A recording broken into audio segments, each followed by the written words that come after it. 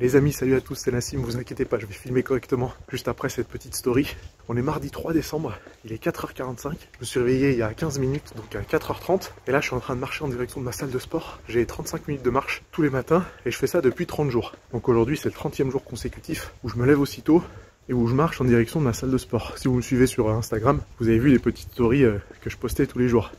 Alors aujourd'hui, je vais vous expliquer pourquoi j'ai fait ça. Donc je finis mes 35 minutes de marche dans le froid et puis je vous reprends dès que je suis au chaud à la salle de sport. Ok, on est quand même mis au chaud. C'est pas facile de filmer une vidéo à 5h30 du matin. Je pense que ça se voit un peu sur mon visage, donc désolé si vous voyez mes cernes. Le mythe de se lever avant 5h du matin pour tout réussir, il est quand même vachement présent. Il est parfois renforcé par des histoires qui ont l'air mais totalement exagérées. Du genre, tel patron se lève à 4h du matin parce qu'il se sent plus créatif, tel sportif se lève à 4h30 pour être en avance sur la concurrence, tel acteur se lève à 3h du matin parce que c'est le meilleur. Et c'est quelque chose qu'on retrouve aussi dans le monde de la musculation évidemment, avec Arnold qui dit également se lever avant 5h du matin. On a l'impression en lisant ces articles ou en regardant ces vidéos que se lever avant 5h du matin, ça va forcément faire de nous quelqu'un d'hyper productif, d'hyper créatif, de déterminé à devenir un grand patron ou un acteur multimillionnaire. Vous avez peut-être vu passer des articles sur Tim Cook, le patron d'Apple, qui dit se lever un peu avant 4h du matin, des articles sur Richard Branson, le patron de Virgin, qui se lève à 5h du matin, des articles sur l'acteur Mark Wahlberg qui dit se lever à 2h30 du matin pour s'entraîner. Oui, 2h30 du matin, l'heure à laquelle certains d'entre vous se couchent. Et il y a aussi Bob Iger, le patron de Disney, qui se lève lui aussi bien avant 5h parce qu'il dit commencer sa journée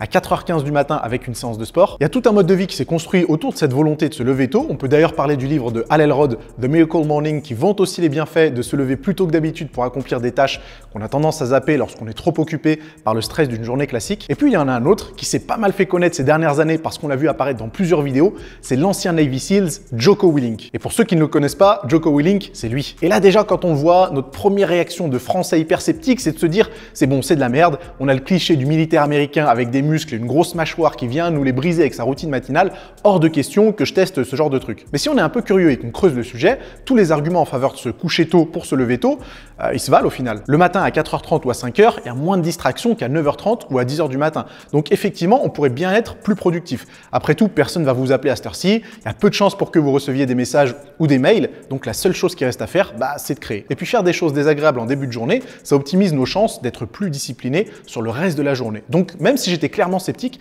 la seule façon de savoir si ça marche ou pas, c'est de tester. Et ce qui est bien, c'est que maintenant j'ai toutes les conditions réunies pour le faire. Vous le voyez, il est même pas 6h du matin, je suis en train de créer du contenu pour ma chaîne YouTube, je suis au calme dans ma salle et il n'y a pas grand chose qui peut venir me déconcentrer. Donc je me suis levé à 4h30 tous les jours sans exception, du lundi 4 novembre au mardi 3 décembre, ça fait 30 jours. Une fois levé, je perds pas de temps, je sors directement de chez moi, puis je vais à ma salle à pied, ce qui fait 35 minutes de marche environ tous les matins. Du coup le soir, je me couche relativement tôt, toujours avant 21h, pour avoir un minimum 7h30 de sommeil. Je prends mon petit déj une fois arrivé à la salle, puis je commence à travailler sur mon ordi de 5h30 jusqu'à 10h30 environ et en général, je fais ma séance de musculation vers 11h. Donc imaginez qu'entre 5h30 et 10h30, je peux et je suis productif pendant 5 heures non-stop. Du coup, en 30 jours, j'ai écrit 7 vidéos YouTube et j'en ai filmé et publié 5. Celle-là en fait partie. J'ai écrit et filmé 4 vidéos pour Fitmass One. C'est mon programme de musculation mensuel que vous pourrez retrouver dans la description en cliquant sur la fiche sur l'écran. Et j'ai écrit 3 articles pour le site internet de Fitness Park. Donc en soi, une quantité de travail normale, entre guillemets, mais le truc, c'est que ça a été beaucoup plus facile en m'organisant de cette façon. En clair, à 10h30, j'avais terminé de créer ce que j'avais besoin de créer. Donc ça me laissait tout l'après-midi pour travailler sur mes autres projets, pour faire des recherches, pour faire plus de lectures, pour préparer mes repas pour le lendemain. Et même en faisant tout ça, j'avais encore l'impression d'avoir du temps libre. Ce qui m'a le plus surpris, c'est que je pensais être complètement déphasé et fatigué toute la journée, mais il s'est passé exactement l'inverse. Alors c'est sûr, tous les jours, j'ai un petit coup de barre à 10h30. Donc c'est à ce moment-là que je me pose un petit quart d'heure. Si j'ai besoin, je ferme les yeux pendant quelques minutes et puis après, je me mets du gros son et je commence ma séance d'entraînement. Mais l'après-midi, aucune sensation de fatigue et le fait de savoir que je vais aller au lit vers 20h15 ou 20h30, ça me dissuade de faire une sieste, sinon je sais que ça sera impossible de fermer l'œil de la nuit. Le deuxième truc, c'est que j'ai rarement eu besoin d'un réveil. Les 3/4 du temps, je me réveillais automatiquement entre 4h20 et 4h30. Je pense que du coup, mes cycles de sommeil étaient bien réguliers et qualitatifs et que mes 7h, 7h30 de sommeil suffisaient largement. Je pense aussi que d'avoir 2 ou 3 heures de sommeil profond avant minuit, ça joue énormément sur la récupération parce que je suis bien plus fatigué quand je me couche à minuit pour me lever à 7h30 que quand je me couche à 21h pour me lever à 4h30. Et vous allez voir que je suis pas le seul à penser ça. Le pire, c'est que j'ai même pas l'impression d'avoir fait quelque chose de contraignant pendant ces 30 jours. À aucun moment, je me suis dit « Ah, ça va être chiant de se lever à 4h30 puis de marcher plus d'une demi-heure dans le froid. » En vrai, j'étais ultra motivé à l'idée de pouvoir créer du contenu qui me plaît sans être perturbé par d'autres choses. Et là, peut-être que vous vous dites que ça n'a rien à voir avec la musculation.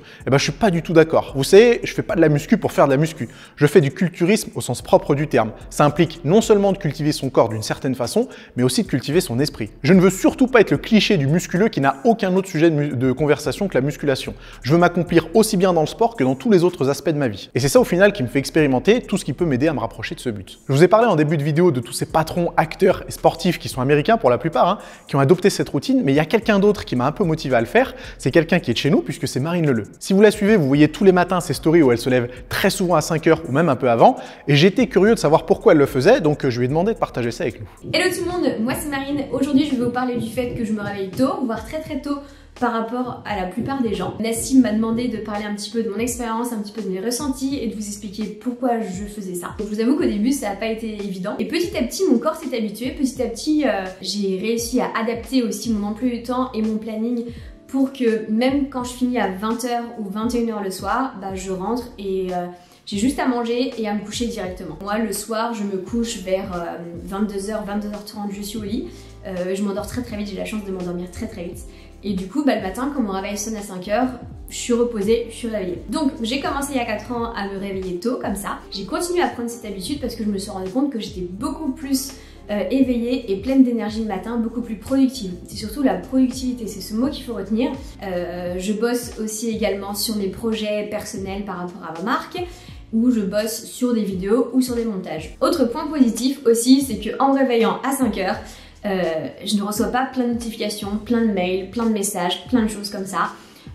C'est qu'à partir de 8 ou 9 h du matin que les gens commencent à me contacter, bon du coup pour le travail ou pour différentes choses.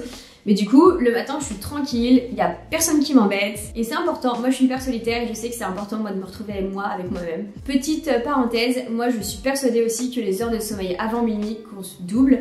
J'ai la chance de ne pas avoir besoin de beaucoup d'heures de sommeil la nuit.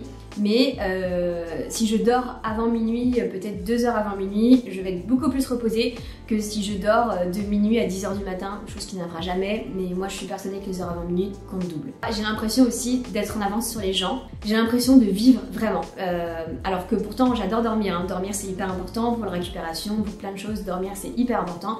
Mais du coup j'ai l'impression que je me lève avant tout le monde, je fais du sport, je travaille, je crée des choses, je travaille sur des projets, sur plein de choses.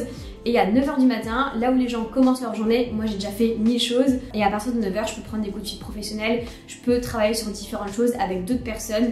Et du coup là je trouve que je suis hyper productive. Autre chose aussi, c'est une question qu'on me pose très souvent, est-ce que je mange en me levant? Alors ça dépend, des fois je me lève et je mange directement, des fois je me lève, j'arrive au bureau vers 6 h et je mange, des fois je mange plus tard dans la matinée, j'ai pas de programme, j'ai pas l'emploi du temps, j'ai pas de choses fixes. En fait moi j'ai aucune journée qui se ressemble, j'ai pas de routine et c'est ça qui est bien. En tout cas j'encourage tout le monde d'essayer, juste essayez, vous n'avez rien à perdre, vous avez tout à gagner. Après vous allez voir que vous allez gagner sur plein de choses et je pense que ça peut être que du positif.